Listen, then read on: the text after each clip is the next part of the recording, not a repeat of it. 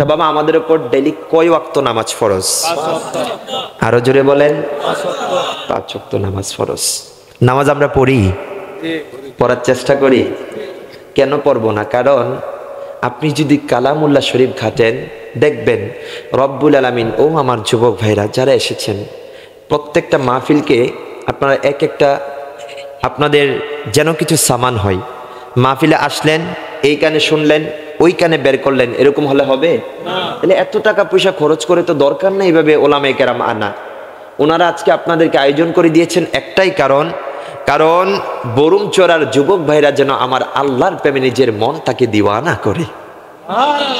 আরো জোরে বলেন সুবহানাল্লাহ। তাহলে দেখেন রব্বুল আলামিন পবিত্র কালামুল্লাহ শরীফের 1 জায়গায় না, 2 জায়গায় না, 5 জায়গায় না, 10 জায়গায় না, 20 জায়গায় না, 50 জায়গায় না, 80 জায়গায় না, 82 জায়গায়। কয় জায়গায়? 82 জায়গায়। কয় জায়গায়? 82 জায়গায় রব্বুল আলামিন বান্দাকে নামাজ পড়ার জন্য বলেছেন। জোরে বলেন কয় জায়গায়? 82 জায়গায়। তাহলে আমার আল্লাহ এতবার বলার কারণ কি? যেন বান্দারা এই নামাজের মাধ্যমে আমার আল্লাহর দিদার করতে পারে। আরো জোরে, গভীর মনোযোগ। এরে আমার বরুম চোনার বাবারা, ও আমার যুবক ভাইয়েরা, আমার আল্লাহর প্রেমে মনটাকে দেওয়ানা করে কেন নামাজের মধ্যে আসবেন? কেন? কারণ আমি আপনাকে নামাজ পড়ার কথা বলছি না, আমাকে আপনাকে নামাজ পড়ার হুকুম দিয়েছেন একজন। জবান ছেড়ে বলে না তিনি কে? আরো জোরে বলেন না তিনি কে? রব্বুল আলামিন পবিত্র কালামুল্লাহ শরীফের মধ্যে বলছেন, ওয়া আকিমুস সালাতা ওয়া আতুজ যাকাতা ওয়ারকাউ মা'আর রাকিঈন। আল্লাহু আকবার। জোরে বলেন আল্লাহু আকবার। আমার আল্লাহ ডাক দিয়া কয়, বান্দারে বান্দারে বান্দারে, আকিমুস সালাতা, বান্দা তোরা নামাজ কায়েম কর, ওয়া আতুজ যাকাতা, যাকাত প্রদান কর। আমার আল্লাহ বলে ওয়ারকাউ মা'আর রাকিঈন। দৈনিক মসজিদের মধ্যে 5 ওয়াক্ত নামাজের মধ্যে যারা রুকু করে, যারা আমি আল্লাহর দরবারে সিজদায় পড়ে যায়, আমি আল্লাহ তোদেরকে অর্ডার দিচ্ছি, যারা সিজদা করে, যারা রুকু করে, এরকম সিজদাকারী এবং রুকুকারীদের সাথে তোরাও তোদের গর্দানটা আমি আল্লাহর দরবারে ঝুঁকাইয়া দে। আরো জোরে বলেন না সুবহানাল্লাহ। এরে আমার বাবারা, কেন কেন নামাজের কথা এত কেন বলি? কারণ নামাজ হচ্ছে এমন একটা মাধ্যম, যেই মাধ্যমে আপনি আমার আল্লাহর সাথে কথা বলেন। জোরে বলেন সুবহানাল্লাহ। আমার আল্লাহর সাথে কথা বলতে চাই কি চাই না? আরো জোরে বলেন না চাই কি চাই না? আপনি বান্দা যখন মসজিদের মধ্যে গিয়ে সূরা ফাতিহা পড়েন, এরে বাবা গভীর মনোযোগ, আপনি বান্দা যখন মসজিদের মধ্যে সূরা ফাতিহা পড়েন, আমার আল্লাহ আপনার প্রত্যেকটা কথার জবাব দে। সুবহানাল্লাহ। আপনি যখন আমার আল্লাহকে বলেন আলহামদুলিল্লাহি রাব্বিল আলামিন, আপনি যখন আমার আল্লাহর প্রশংসা করেন, আপনি যখন বলেন সমস্ত প্রশংসা আমার আল্লাহর জন্য, আমার আল্লাহ কি বলে জানেননি? আমার আল্লাহ বলে হামিদানি আবদি, হামিদানি আবদি, আমার বান্দা আমি আল্লাহর প্রশংসা করছে। সুবহানাল্লাহ। আপনি যখন বলেন আর রহমানির রহিম, আমার আল্লাহ পরম করুণাময় অসীম দয়ালু, আমার আল্লাহ বলে আসনা আলাইয়া আবদি। জুড়ে বলেন সুবহানাল্লাহ। আমার আল্লাহ আপনারে বলে আমার বান্দা আনোয়ার আর বরুমচড়া থেকে অমুক বান্দাটা আমি আল্লাহর গুণকীর্তন করেছে। জুড়ে বলেন সুবহানাল্লাহ। আপনি যখন বলেন আর রহমানির রহিম মালিক ইয়াউমিদ্দিন। আমার আল্লাহ বলে আসনা আলাইয়া আবদি, বান্দা আমার গুণকীর্তন করেছে। আপনি বান্দা যখন বলেন মালিক ইয়াউমিদ্দিন, আমার আল্লাহ হচ্ছে শেষ দিবসের মালিক, তখন আমার আল্লাহ কি বলে জানেননি? আমার আল্লাহ আমাকে আপনাকে জবাব দেয়, মাজ্জাদানি আবদি, আমার বান্দা আমার মর্যাদার কথা বলেছে। আরো জোরে বলেন না সুবহানাল্লাহ। এবার আপনি বান্দা যখন আমার আল্লাহর কাছে বলেন ইহদিনাস সিরাতাল মুস্তাকিম, ইহদিনাস সিরাতাল মুস্তাকিম, হে আল্লাহ আপনি আমাকে সিরাতে মুস্তাকিমের পথে পরিচালিত করেন। সিরাতাল্লাযীনা আনআমতা আলাইহিম, আপনি যখন বললেন আল্লাহ সিরাতে মুস্তাকিম হচ্ছে এমন পথ যেই পথের মধ্যে আপনার অনুগত বান্দারা ছিল। আপনি যখন বলেন গায়রিল মাগদুবি আলাইহিম ওয়ালাদ-দাল্লিন, আল্লাহ ওই পথের মধ্যে আপনি আমাকে পরিচালিত কইরেন না, যেই পথ হচ্ছে পথভ্রষ্টদের পথ, যেই পথ হচ্ছে ইহুদির পথ, নাসারার পথ, ওই পথে আপনি পরিচালিত করেন না। এই তিনটা কথা যখন আপনি বলেন, তখন আমার আল্লাহ কি বলে জানেননি? আমার আল্লাহ বলে লি আবদি মা সাআলা, আমার বান্দার জন্য ওইটাই আছে। আমার বান্দা আমি আল্লাহর দরবারে যেইটা চাই। সুবহানাল্লাহ। আরো জোরে বলেন না সুবহানাল্লাহ। এখন আপনি যদি নামাজে না আসেন, আপনি আল্লাহর সাথে কথা বলতে পারবেন? এ বাবা পারবেন? বাবার নামাজ নামাজ কেন বলি? এত নামাজ পড়ার জন্য। এই আমার বরম চড়ার বাবারা, কাল কিয়ামতের ময়দানে আমার আপনার আমলগুলা যখন হিসাব করা হবে, সবার আগে যেই আমলটার হিসাব করা হবে ওই আমলটার নাম হচ্ছে নামাজ। জুড়ে বলেন সুবহানাল্লাহ। নবী আমার হাদিসে পাকের মধ্যে কয় আউয়ালু মা ইউহাসিবু বিহিল আবদু ইয়াউমাল কিয়ামা আস-সালাহ। নবী আমার ডাক দিয়ে কয় কিয়ামতের ময়দানে বান্দার আমলগুলা যখন পরিমাপ করা হবে, সবার আগে যেই আমলটার হিসাব করা হবে ওই আমলটার নাম হচ্ছে নামাজ। নবী আমার ডাক দিয়া কয় যে ব্যক্তি নামাজের মধ্যে উতরাই যাবে, যে ব্যক্তি নামাজের মধ্যে সার্টিফিকেট পেয়ে যাবে, রব্বুল আলামিন তার পরবর্তী রাস্তাগুলাকে সহজ করে দেবে।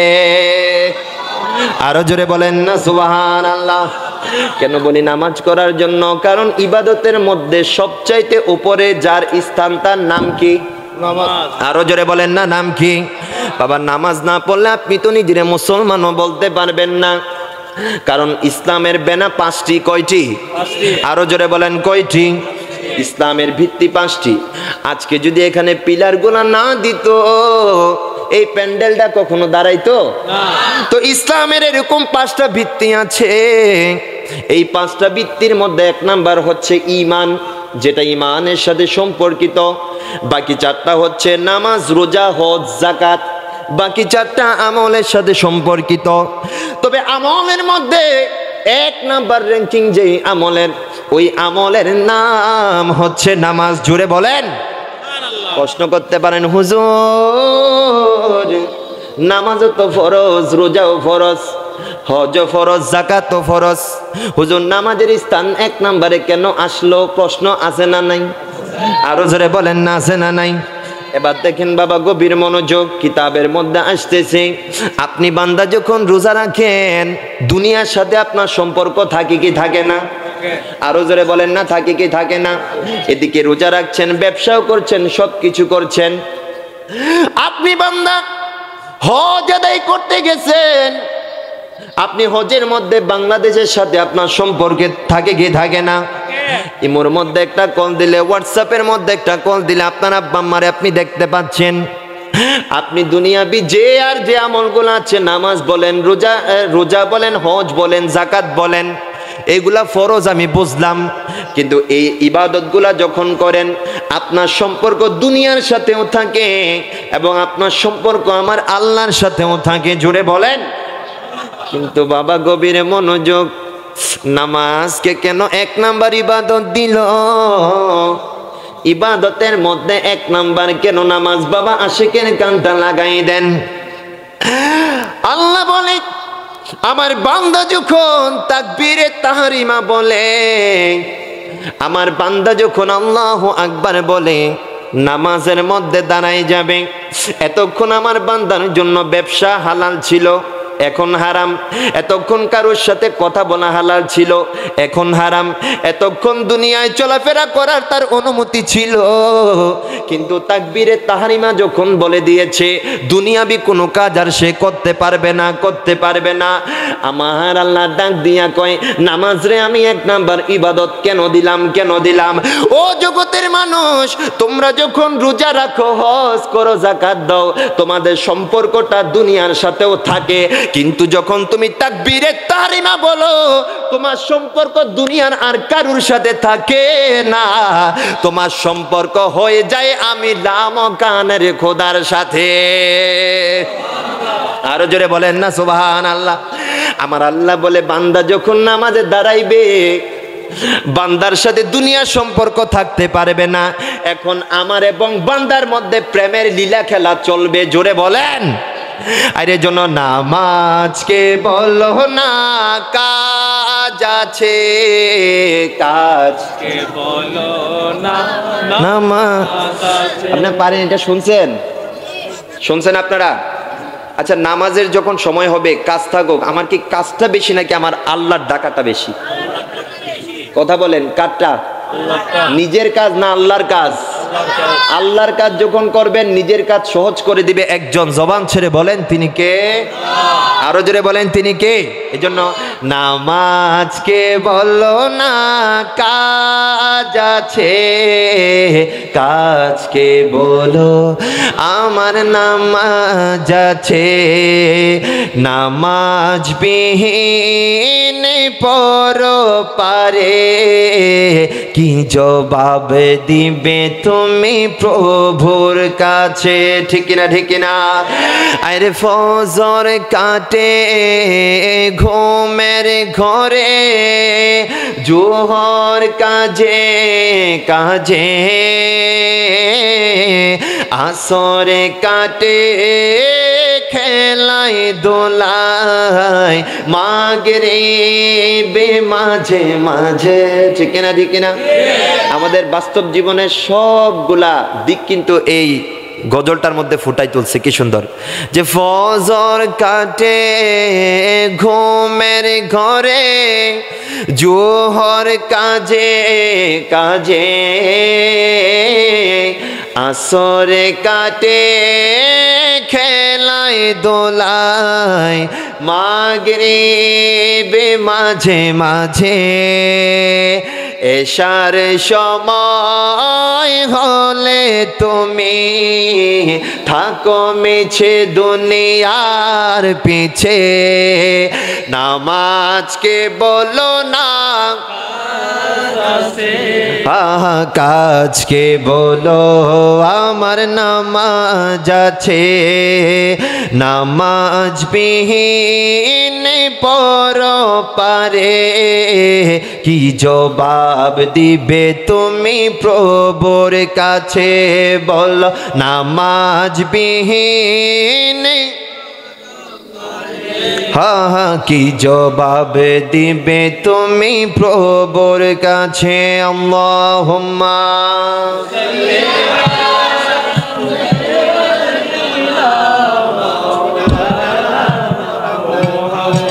ওয়া আলা আলি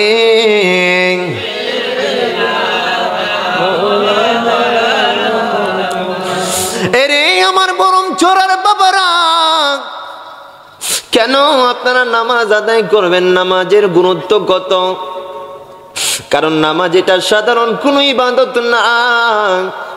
কামলিওয়ালা নবীজি হায়াতুন নবী আমার আল্লাহর সাথে মেরাজ করে আমার জন্য আপনার জন্য আমি উম্মত যেন আল্লাহর সাথে মেরাজ করতে পারি। মেরাজ থেকে আমার নবী হাদিয়াতান যেই উপহারটা নিয়ে আসলেন, ওই উপহারের নাম হচ্ছে নামাজ।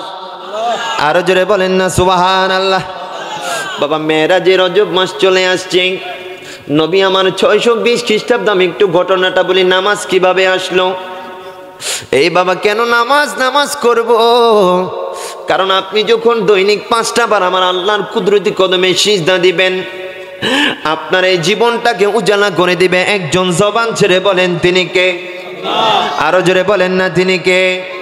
এই নামাজটা আমার নবী হালকা ইবাদত মনে করবেন না।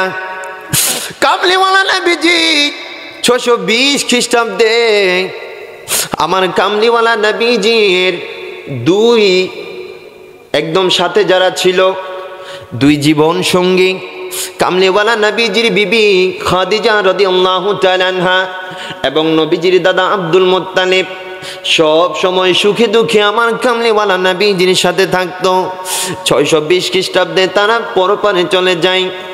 এখন আমার নবী বড় একা, নবী বড় একা, নবী বড় একা। আমার আল্লাহ ডাক দিয়া কয়, নবী রে, নবী রে, নবী রে, আপনি একা থাকেন, আপনি দুঃখে থাকেন, আমি আল্লাহ সেটা চাই না। আসেন আসেন আসেন, আমি জান্নাত সাজাই রেখেছি আপনি নবীজিকে বরণ করার জন্য। আরো জোরে বলেন না সুবহানাল্লাহ। রব্বুল আলামিন কামলিওয়ালা নবীজি শুয়ে আছেন বাইতুল্লাহ শরীফে, জোরে বলেন সুবহানাল্লাহ। আমার নবী বাইতুল্লাহ থেকে বাইতুল মুকাদ্দাস, সেখান থেকে প্রথম আসমান, সেখান থেকে দ্বিতীয় আসমান, সেখান থেকে তৃতীয় আসমান, সেখান থেকে চতুর্থ, পঞ্চম, ষষ্ঠ আসমান অতিক্রম করে আমার কামলিওয়ালা নবীজি চলে গেলেন সিদরাতুল মুনতাহা। জোরে বলেন না সুবহানাল্লাহ। আমি এটা এনেছি কেন? কারণ নামাজের মধ্যে অনেক আকীদা আপনার প্রকাশ হয়ে যাবে। সিদরাতুল মুনতাহা জায়গার নাম কি? সিদরাতুল মুনতাহা। আরো জোরে বলেন নাম কি?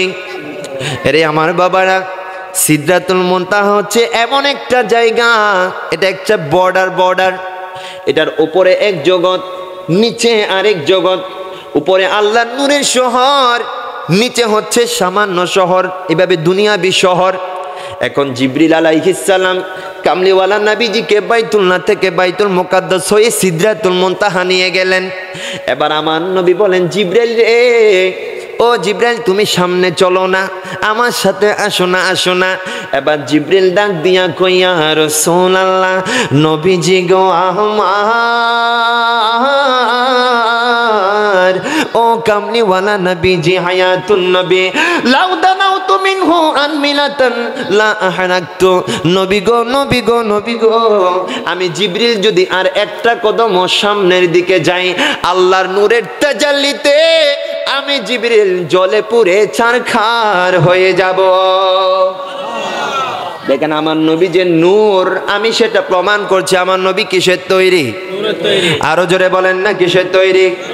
নবীর হয়তো আমার মতো হাত আছে, হয়তো আমার মতো পা আছে, কিন্তু খোদার কসম, খোদার কসম, আমার নবী হচ্ছে নূরুন আলা নূর। জোরে বলেন সুবহানাল্লাহ। আমার নবী কিসের তৈরি? আজকে অনেকে বলে নবী মাটির তৈরি, আছে না নাই?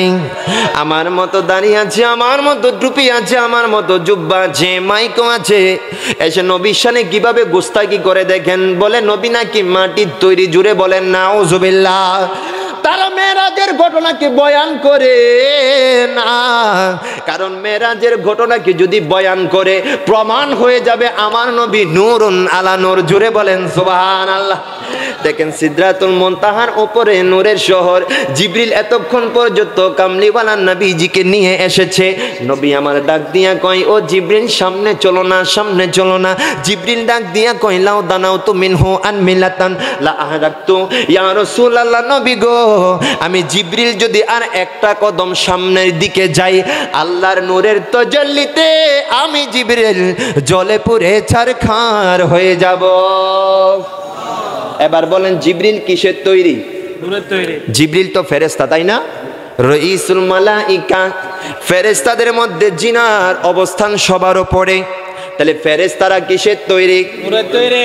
আরো জোরে, এ বাবা আরো জোরে। তো জিবরিল হচ্ছে এমন ফেরেশতা, রব্বুল আলামিন জিবরিলকে এমন 600 নূরের পাখা দান করেছেন। একটা পাখার বদৌলতে জিবরিল দুনিয়ার মাশরিক থেকে মাগরিব, শিমাল থেকে জুনব যখন ইচ্ছা তখন ভ্রমণ করতে পারত। সুবহানাল্লাহ। শোনেন নাই, ইব্রাহিম যখন ইসমাইল আলাইহিস সালামের গর্দানের মধ্যে ছুরি চালাইছে, বিদ্যুৎ গতিতে জিবরিল একটা দুম্বা দিয়ে দিছে। সুবহানাল্লাহ। জিবরিলকে এই ক্ষমতা দিয়েছেন, একজন জবান ছেড়ে বলেন তিনি কে? তাহলে জিবরিলের নূরের পাওয়ার আছে না নাই? ওই জিবরিল নূরের তৈরি। জিবরিল বলে নবী গো, নবী গো, নবী গো, আমি জিবরিল যদি আর একটা কদম সামনের দিকে যাই, আল্লাহর নূরের তাজাল্লিতে আমি জিবরাইল জ্বলে পড়ে ছারখার হয়ে যাব। এরে বাবা, আমি আপনি এমন নূরানি নবীর নূরানি উম্মত, আমার নবী সিদরাতুল মুনতাহা অতিক্রম করে আরশে আজিম চলে গেল। আরে সিদরাতুল মুনতাহা গিয়া, আরে জিবরাইল বলে ডাকিয়া, সুবহানাল্লাহ। এ আরো জোরে বলেন সুবহানাল্লাহ। আরে সিদরাতুল মুনতাহা গিয়া, আরে জিবরাইল বলে ডাকিয়া, আরে সামনে যেতে পারবো না আর, সামনে যেতে পারবো না আর, ও গো নূর আল্লাহ ইয়া রাসূলুল্লাহ ইয়া হাবিবাল্লাহ, হা হা ইয়া রাসূলুল্লাহ বল্লাহ ইয়া রাসূলুল্লাহ বল্লাহ। মেরা যে যায় আল্লাহর হাবিবি নবী কামলিওয়ালা, মেরা যে যায় আল্লাহর হাবিব। আমি বলবো মেরা যে যায়, আপনারা বলবেন আল্লাহর হাবিব। পারবেন কি পারবেন না? বাবা, এই জবানকে এতদিন অনেকের নামে স্লোগান দিয়ে আমরা এই জবান দিয়ে স্লোগান দিয়েছি, আজকে স্লোগান হবে আমার কামলিওয়ালা নবীর জন্য। কথা বলেন ঠিক কিনা? এবার বলেন মেরাজে যাই আল্লাহর হাবিব আল্লাহ, রে মেরাজে যাই, আরে মেরাজে যাই, মেরাজে যাই, হা নবী কামলিওয়ালা ইয়া রাসূলুল্লাহ ইয়া হাবিবাল্লাহ, হা ইয়া রাসূলুল্লাহ বল্লাহ।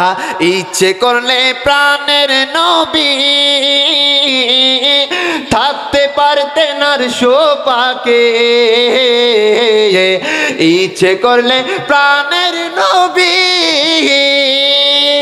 থাকতে পারতেন আরশ পাকে। আমার আপনার জন্য নবী উম্মতের মায়ায় নবী আরাম করছেন মদিনায় ইয়া রাসূলুল্লাহ ইয়া হাবিবাল্লাহ ইয়া রাসূলুল্লাহ बल्ला सरकार की आमद, दिलदार की आमद, पुर नूर की आमद, आका की आमद, हुजूर की आमद। अरे जिंदा नबी, अरे हयातुन नबी, अरे अमर नबी, अरे আপনার নবী, अरे সবার নবী, হা হা ইয়া রাসূলুল্লাহ হা হা ইয়া রাসূলুল্লাহ আল্লাহুম্মা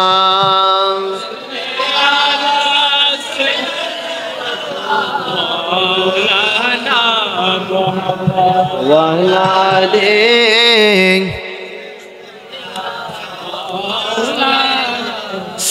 আরে আমার বাবারা, প্রেমের ঘটনা কি বলবো, বলতে গেলে সময়ের পর সময় চলে যাবে, এরপরও আমার নবীর শান কখনো শেষ হবে? এ বাবা হবে? প্যারা নবীজি ওই সিদরাতুল মুনতাহা অতিক্রম করে আমার কামলিওয়ালা নবীজি চলে গেলেন আরশে আজিমে। জোরে বলেন। এবার আরশে আজিমে গিয়ে কত সুন্দর ঘটনা, আমার নবী আল্লাহর আরশকে জিজ্ঞেস করছে, ওরে আল্লাহর আরশ, আমি নবীকে তো রব্বুল আলামিন গোটা কায়নাতের জন্য রহমত করে পাঠাইছে। জোরে বলেন সুবহানাল্লাহ। রব্বুল আলামিন বলে, ওয়া মা আরসালনাকা ইল্লা রাহমাতাল লিল আলামিন।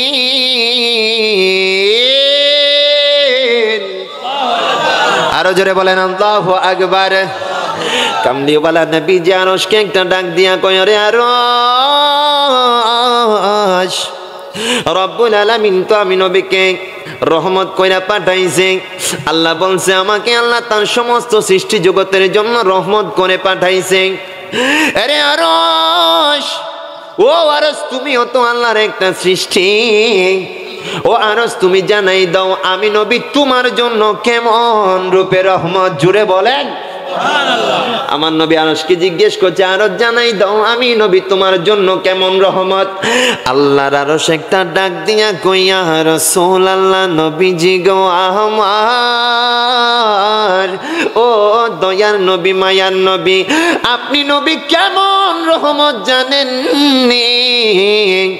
রব্বুল আলামিন যখন আমি আরশকে সৃষ্টি করলাম, আমি আরশকে সৃষ্টি করার পর আমি আরশের মধ্যে আল্লাহর জালালিয়তের নামে পাক লা ইলাহা ইল্লাল্লাহ লিখে দিল। ইয়া রাসূলুল্লাহ নবী গো আমি আরশের এরকম ক্ষমতা ছিল না, আমি আরশের এরকম পাওয়ার ছিল না, আল্লাহর জালালিয়তের নামে পাক বহন করব এরকম ক্ষমতা আমার ছিল না। আমি আরশ তুর তুর করে কাঁপতেছিলাম, মনে হচ্ছিল দুনিয়ার জমিনে আমি আরশের কোনো অস্তিত্ব থাকবে না থাকবে না। কিন্তু ইয়া রাসূলুল্লাহ দয়ার নবীজি ও মায়ার নবী দয়ার নবী গো রব্বুল আলামিন যখন লা ইলাহা ইল্লাল্লাহর সাথে মুহাম্মাদুর রাসূলুল্লাহ লিখে দিল, রব্বুল আলামিন যখন তাওহীদের পতাকার সাথে রিসালাতের পতাকা উড়াই দিল, রব্বুল আলামিন যখন তার নামের সাথে তার হাবিবের নামে মুস্তাফা লাগাই দিল, আমি আরশ আগের মতো স্বাভাবিক হয়ে গেলাম। আরো জোরে আরশের তো কোনো অস্তিত্ব থাকতো না।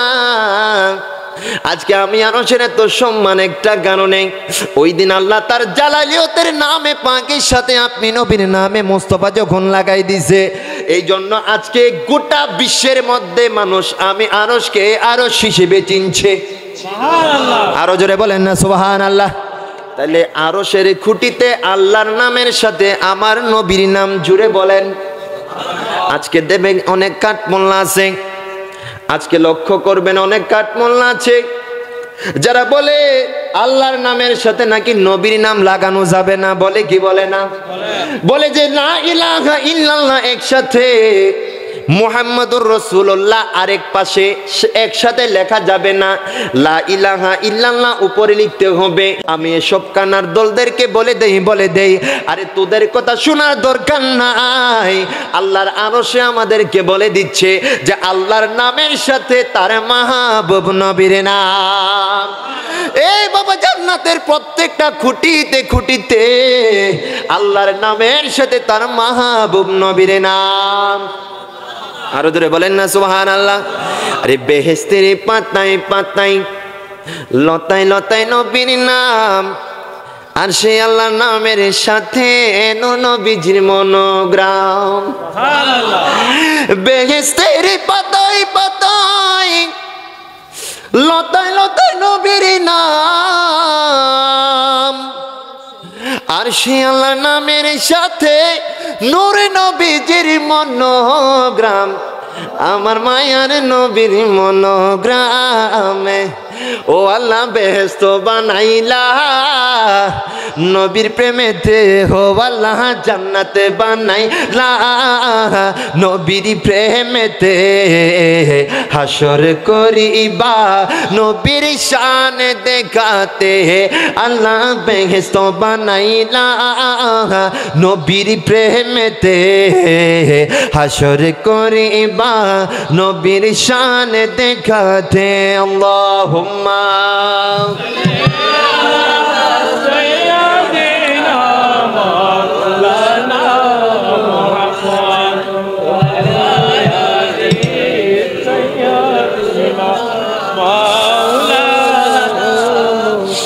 এরে আমার বাবারা কামলিওয়ালা নবীজি আরশ আজিম থেকে চলে গেলেন লা মকানে, জুড়ে বলেন সুবহানাল্লাহ।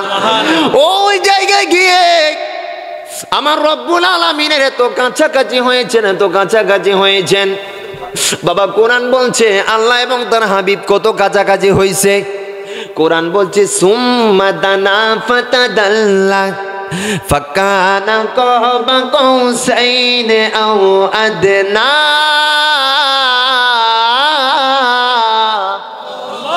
আরো জোরে বলেন না আল্লাহু আকবার। কোরআন বলে মেরাজের রজনীতে আল্লাহ এবং তার হাবিব কত কাছাকাছি হয়েছে জানো নে? দুইটা ধনুক একসাথে করলে যত কাছাকাছি, ওই দিন আল্লাহ এবং তার হাবিব এর চেয়ে আরো বেশি কাছাকাছি হয়েছে।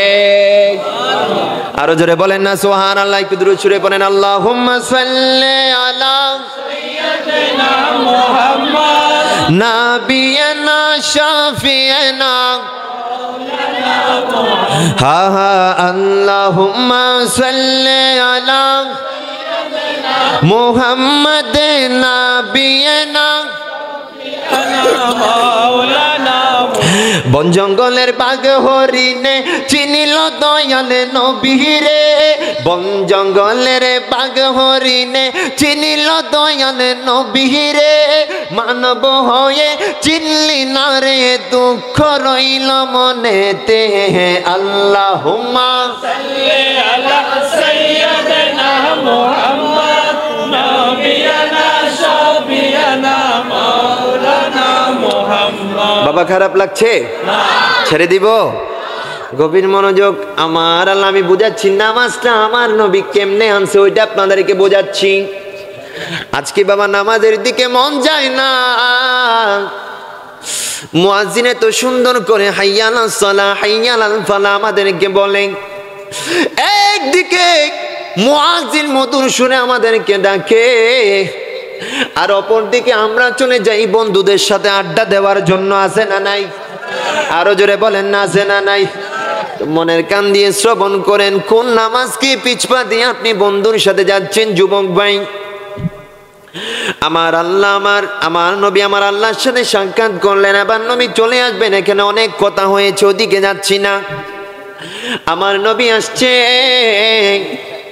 নবী আমার ডাক দিয়া কয়, আল্লাহ রে ও আল্লাহ, আমি নবী তো আপনার দিদার করলাম, আপনার মেরাজ করলাম। আল্লাহ রে, আমার উম্মত আপনার মেরাজ করবে না সেইটা আমি মানব না। সুবহানাল্লাহ। আরে বাবা বলেন না সুবহানাল্লাহ। আমার উম্মত মেরাজ করবে না সেটা আমি মানব না। তো আমার আল্লাহ ডাক দিয়া কয়, নবী গো, আপনার উম্মতের জন্য মেরাজ স্বরূপ আপনার উম্মতটা যেন আমি আল্লাহর মেরাজ করতে পারি, আপনার উম্মতটা যেন আমি আল্লাহর দিদার করতে পারে, এই নেন নেন নেন, আপনার উম্মতের জন্য আপনি 50 ওয়াক্ত নামাজ দিয়ে যান। যেটা বলছি, প্যারা নবীজি 50 ওয়াক্ত নামাজ নিয়ে আসছেন চতুর্থ আসমানে। মুসা আলাইহিস সালাম বলে, ইয়া রাসূলুল্লাহ, আমিও তো পূর্বে একটা নবী ছিলাম, আমার উম্মতদের নবী ছিলাম, পারবে না। তো নবীজি গেছে এভাবে যাইতে যাইতে কামলিওয়ালা নবীজি 9 বার আল্লাহর কাছে গেছে, 5 ওয়াক্ত করে কমাইতে কমাইতে সর্বশেষ আমার জন্য আপনার জন্য 5 ওয়াক্ত নামাজ নিয়ে দুনিয়ার জমিনে এসেছে। জোরে বলেন।